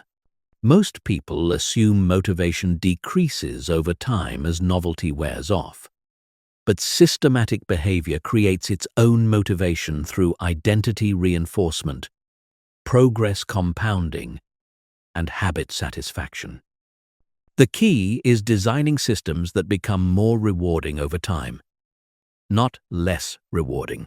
Compound motivation works through several mechanisms. Competence motivation increases as you become better at your systematic behaviors and see increasing returns from your efforts. Autonomy motivation increases as your systems become more automatic and require less conscious effort. Purpose motivation increases as you see long-term results and understand how your systems connect to your deeper values and goals. The fourth principle is consistency flexibility. The seemingly contradictory idea that long-term consistency requires short-term flexibility. Rigid adherence to specific implementations often leads to system breakdown when life circumstances change. But flexible adherence to core principles allows systems to survive and adapt to changing conditions. The goal is consistency in the behavior, not consistency in the exact method of executing the behavior. Consistency flexibility involves distinguishing between system essentials and system preferences. The essential element of an exercise system is regular movement. The preference elements are specific exercises, times, locations, or durations. When circumstances make your preferences impossible, you maintain the essentials through alternative implementations. This prevents all or nothing thinking that destroys long-term consistency. The fifth principle is systematic self-renewal. Regularly refreshing your motivation for maintaining your systems by reconnecting with the reasons you started and the progress you've made.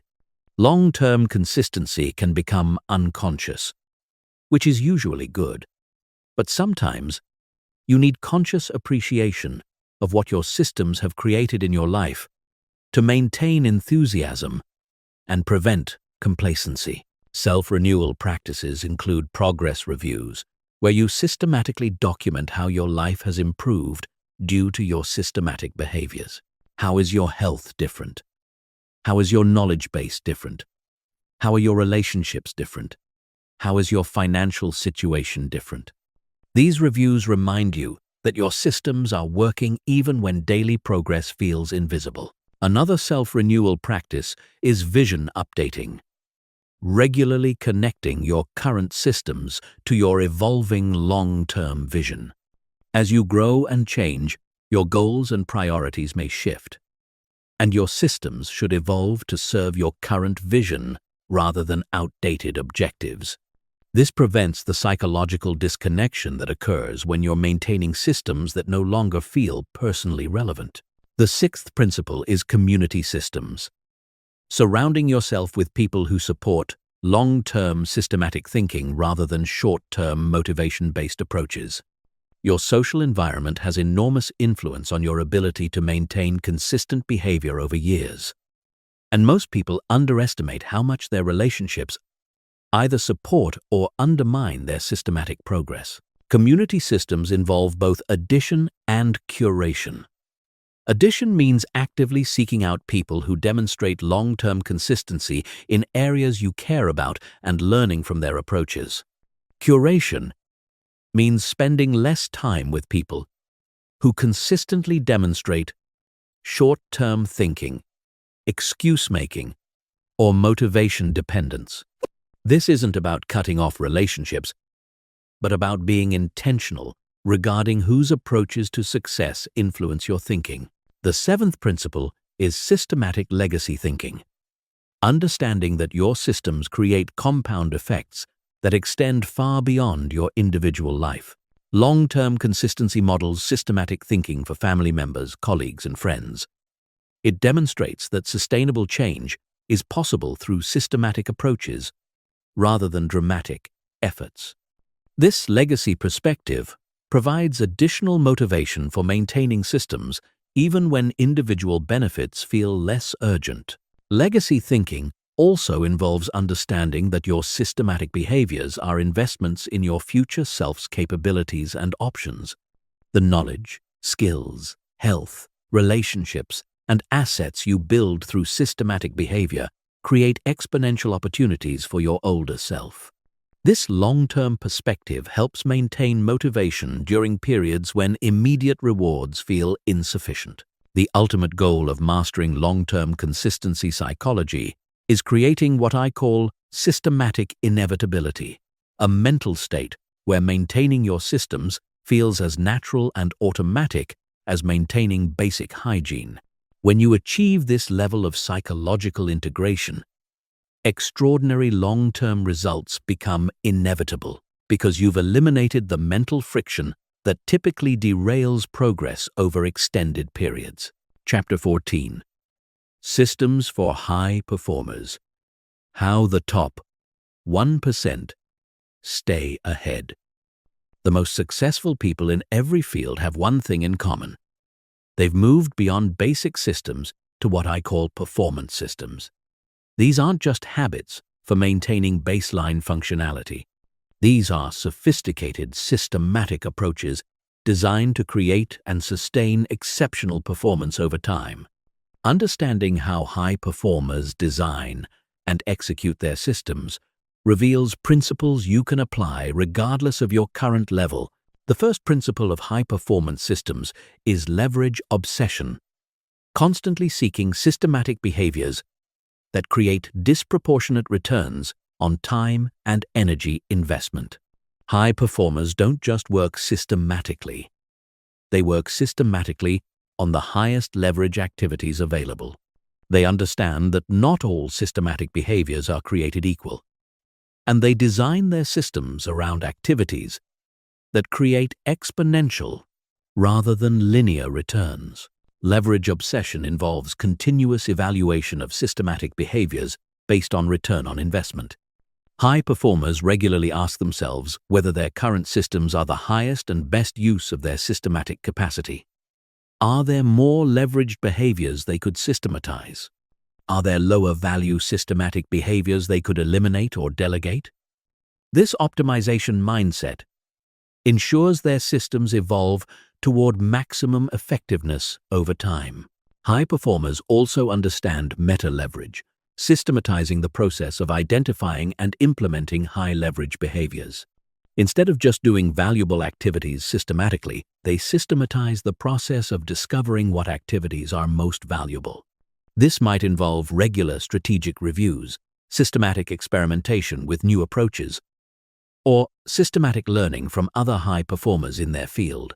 The second principle is systematic intelligence gathering, designing systems around continuously upgrading their knowledge, skills, and strategic awareness. High performers understand that in rapidly changing environments, learning systems are not optional.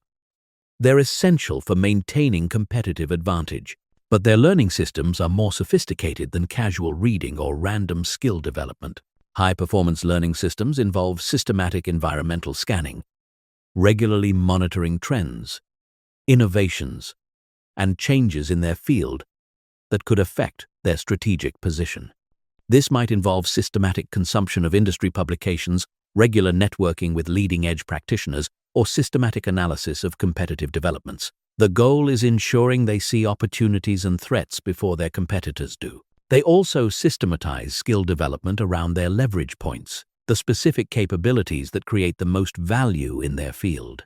Instead of random skill acquisition, they identify the few capabilities that create exponential value differences and systematically develop those capabilities to world-class levels.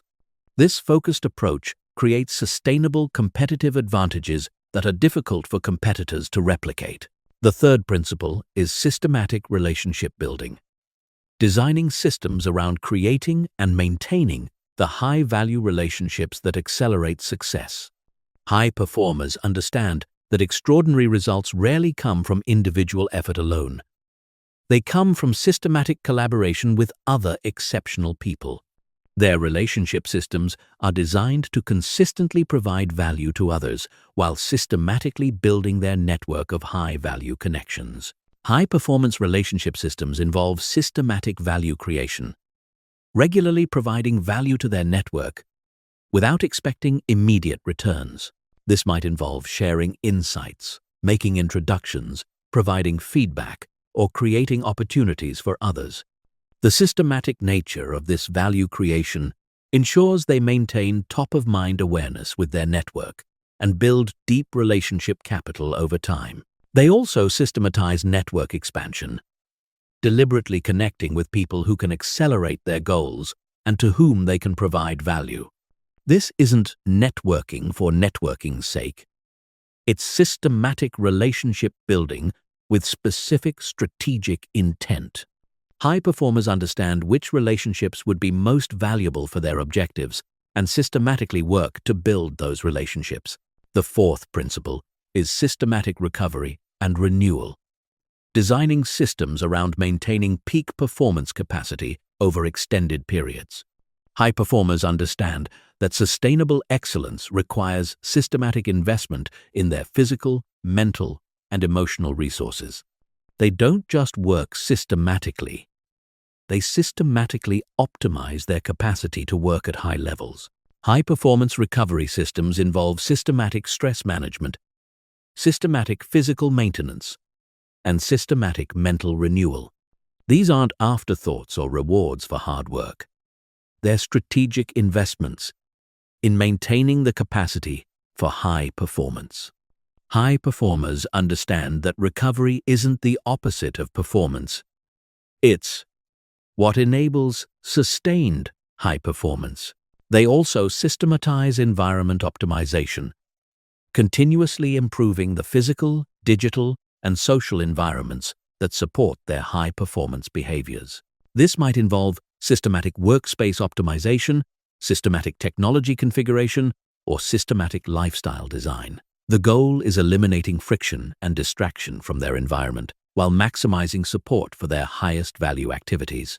The fifth principle is systematic innovation and experimentation, designing systems around continuously improving their approaches and discovering better methods.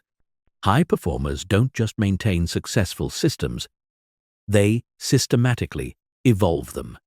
They understand that what got them to their current level may not get them to the next level, and they systematically explore more effective approaches. High-performance innovation systems involve systematic experimentation with new methods, systematic analysis of results, and systematic implementation of improvements. This creates continuous optimization loops that ensure their systems become more effective over time rather than stagnating.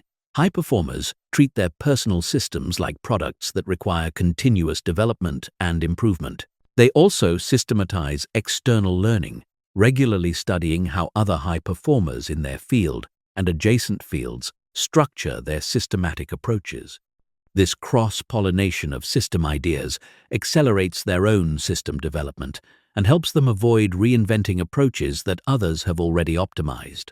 The sixth principle is systematic measurement and optimization, designing sophisticated feedback systems that provide actionable information about performance trends and system effectiveness. High performers don't just track basic metrics, they systematically measure leading indicators that predict future performance and system metrics that reveal optimization opportunities. High-performance measurement systems involve both quantitative and qualitative tracking. They measure objective outcomes and subjective experiences, short-term results and long-term trends, individual metrics and system-level patterns. This comprehensive measurement approach provides the information necessary for continuous system optimization. The ultimate goal of high-performance systems is creating what I call systematic excellence, a situation where exceptional performance becomes the natural result of systematic behavior rather than heroic effort. When you master high-performance system design, extraordinary results become inevitable because you're systematically executing at levels that guarantee exceptional outcomes over time. Chapter 15. Your system-driven future. Living beyond goals. Forever. You now have the complete blueprint for transforming your life through systematic thinking. But implementing these concepts is just the beginning. The real transformation happens when systematic thinking becomes your default approach to every area of life. When you reach this level, you'll never need to depend on goals, motivation, or willpower again. You'll have created a system-driven life that produces extraordinary results automatically. This final chapter is about making the transition from someone who has systems to someone who thinks systematically about everything. It's the difference between using these tools temporarily and adopting them as a permanent operating system for your life. When you complete this transition, you join the small percentage of people who seem to achieve everything they want with apparent ease. The first element of complete systematic transformation is systematic thinking across all life domains. Instead of having a few good habits, you approach every important area of your life with systematic intention.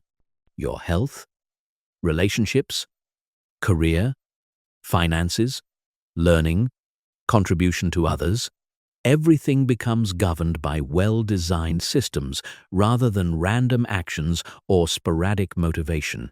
This doesn't mean obsessive control over every detail of your life. It means intentional design of the systematic behaviors that create the outcomes you want in every area that matters to you. You become someone who instinctively asks systematic questions.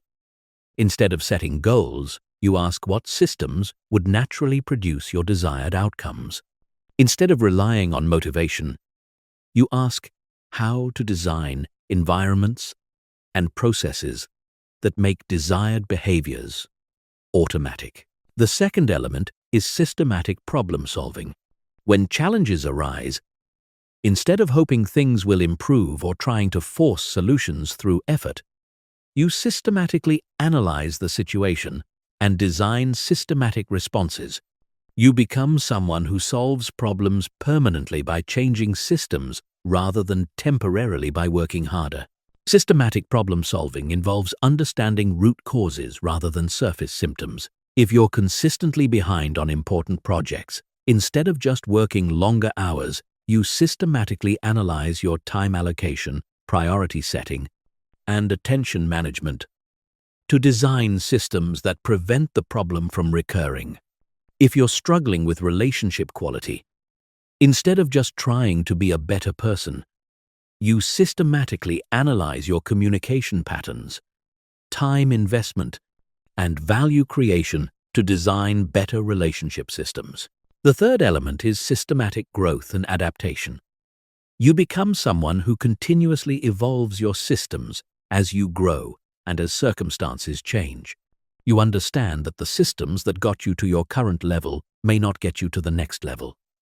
And you systematically upgrade your approaches as you develop new capabilities and face new challenges. Systematic adaptation involves regular system reviews where you evaluate what's working, what's not working, and what needs to change. You become comfortable with modifying successful systems when they no longer serve your highest priorities. You understand that systematic thinking is a dynamic process, not a fixed destination. The fourth element is systematic influence and contribution. As you master systematic thinking in your own life, you begin to influence others towards systematic approaches.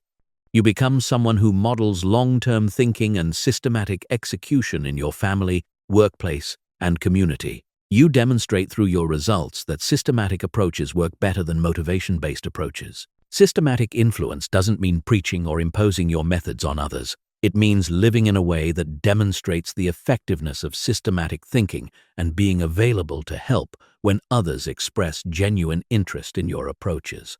You become a resource for people who want to move beyond the cycle of motivation and failure that characterizes most people's approach to change. The fifth element is systematic legacy creation. You begin thinking in terms of the systematic behaviors that will create value far beyond your individual lifetime. What knowledge will you systematically develop and share? What relationships will you systematically build and maintain? What assets will you systematically create for future generations? What example will your systematic approach provide for people who observe your life? Legacy thinking doesn't require dramatic achievements. It requires systematic consistency in behaviors that compound over decades. The person who reads systematically for 40 years creates a legacy of knowledge and wisdom. The person who builds relationships systematically for decades creates a legacy of connection and influence. The person who invests systematically for decades creates a legacy of financial freedom. The ultimate transformation is psychological. You become someone who genuinely prefers systematic approaches to motivation-based approaches. You no longer see systems as constraints on spontaneity or creativity. You see them as foundations for freedom and effectiveness. You understand that systematic thinking doesn't limit your possibilities. It makes extraordinary possibilities inevitable. When you reach this level, you'll notice that most people are still trapped in the goal motivation failure cycle that you've left behind. You'll see people getting excited about dramatic changes they want to make, relying on willpower to sustain those changes, experiencing inevitable setbacks, and then starting the cycle over again. You'll understand why their approach doesn't work, and you'll have compassion for their struggle because you remember being trapped in the same patterns. But you'll also understand that you've discovered something profound, a way of approaching life that makes extraordinary results inevitable rather than hopeful. You'll know that whatever you decide is important, you can systematically create it. Whatever challenges you face, you can systematically solve them. Whatever level you want to reach, you can systematically build the behaviors that will get you there. This is your system-driven future. It's not a fantasy or a goal. It's the inevitable result of applying the principles you've learned consistently over time. The only question is whether you'll begin implementing these systems today or continue hoping that motivation and willpower will eventually work. The choice is yours, but now you know there's a better way. Now you know how to set systems instead of goals and create the life you've always wanted through systematic thinking and systematic action. Your transformation starts with your next systematic behavior. Choose one system, implement it using the 30-day protocol, and begin the journey toward becoming someone who achieves extraordinary results, not through heroic effort, but through systematic excellence. Your future self will thank you for making this choice, and your results will prove that systematic thinking is the secret that separates dreamers from achievers in every area of life.